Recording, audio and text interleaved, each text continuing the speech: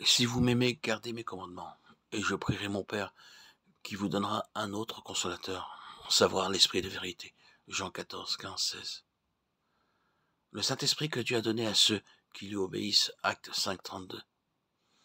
La vérité qu'exposent ces deux textes de l'Écriture a fait naître l'objection suivante. Comment ceci se peut-il? C'est précisément pour devenir obéissants que nous avons besoin de recevoir l'Esprit. Si nous désirons l'Esprit et sa vertu puissante, c'est parce que nous souffrons de l'état de désobéissance qui se trouve encore en nous, et que nous voudrions qu'il en fût autrement. Pourquoi donc le Sauveur demande-t-il de nous l'obéissance comme condition essentielle à l'envoi du Saint-Esprit? Cette difficulté disparaît dès qu'on se rappelle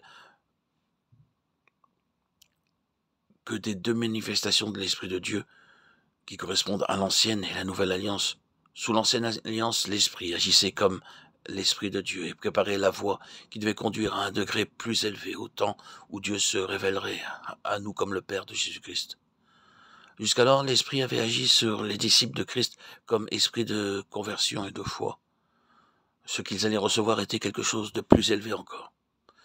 C'était l'Esprit de Jésus glorifié qui leur apporterait la vertu d'en haut. Il leur ferait réaliser un salut complet.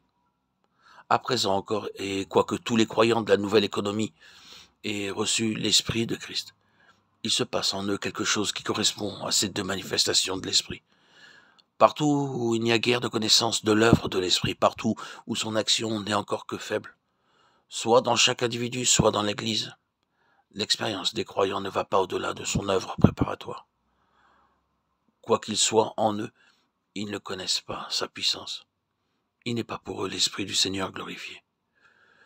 Il est bien là, il travaille à les rendre obéissants, mais ce n'est qu'autant qu'ils obéiront à ce travail de préparation en observant les commandements de Christ, qu'ils pourront être promus à un degré plus élevé et comprendre qu'il vient leur révéler Jésus dans sa gloire.